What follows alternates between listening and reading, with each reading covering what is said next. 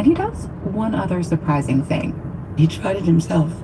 What? He put some of those other fatty substance that they had ingested into his own mouth against the advice of his friends. Why did he do that? Oh, because he wanted to know. So his mouth became dry. This was the first instance that anyone had shown that a toxin could stop the activity of your salivary glands.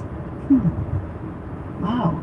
I mean, it just seems so reckless to do when he knew that it had killed people. What do you make of it? I think that he just had a little taste. I think he was a very smart man. Didn't eat the whole sausage. Because he had this idea. If all these people are paralyzed, maybe there's something in this where we could use whatever it is to treat people who have overactive muscle conditions. He saw the other side of the poisoning as a potential treatment. It was brilliant. I have an instinct here to be like, that is poison, Justinus, do not put that in your mouth. But he did have some reason to think that this could be okay.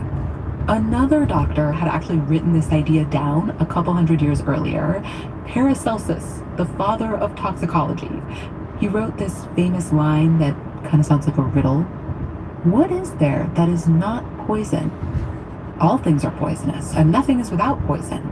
Only the dose permits something not to be poisonous. Kerner sees early that botulinum toxin could be the poster child for this idea, that in small doses it could be useful to medicine. But no one really picks up on that thought for another 100+ years. We did figure out some stuff about how to prevent botulism, and then during World War II, the US is worried that Germany and Japan are going to develop botulinum toxin as a biological weapon. So they get a whole bunch of researchers together to study it and look at antidotes.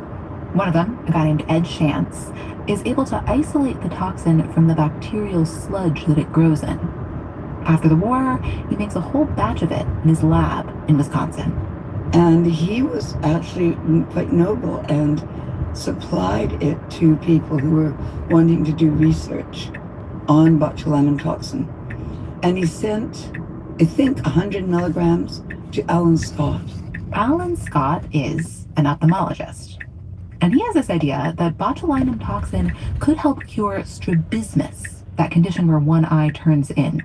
He thinks if you weaken the muscle that's pulling on that eye, you could cure this condition without surgery. He does some experiments, and it works. This is where Jean Carruthers enters the story. I was a pediatric ophthalmologist at the University of British Columbia in Vancouver. I started reading about it, and it got really fascinating. So she gets herself a fellowship with Alan Scott. He's now investigating another use. Maybe botulinum toxin can treat a condition called blepharospasm. These poor people, they can't count on their eyes opening. Their eyes spasm shut, so they can't drive a car. They can't cross the street on their own. They can't hold down a job. And after they've been treated with botulinum toxin, they can drive a bus with hundreds of other people in it. I mean, it's a total game changer. Alan teaches Jean how to inject this toxin. She starts treating blepharospasm patients at her clinic in Canada, and one day, during treatment, one of those patients gets mad.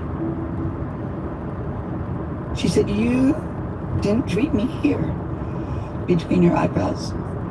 And I apologized to her, and I said, "I'm sorry, I hadn't thought you were spasming there." And she said, "Oh, I'm not spasming there, but every time you treat me there, I get this beautiful, untroubled expression." Now, this is when the penny dropped, because I happened to have the perfect husband. Jean's perfect husband, Alistair, is a dermatologist, and she has heard him complain about how difficult it is to treat those frown lines between the eyebrows, the 11s. A lot of people want them gone, but the best treatment at the time doesn't really work, can even be dangerous. So Jean goes home, and over dinner, she tells Alistair that she has this idea. Botulinum toxin could solve that problem.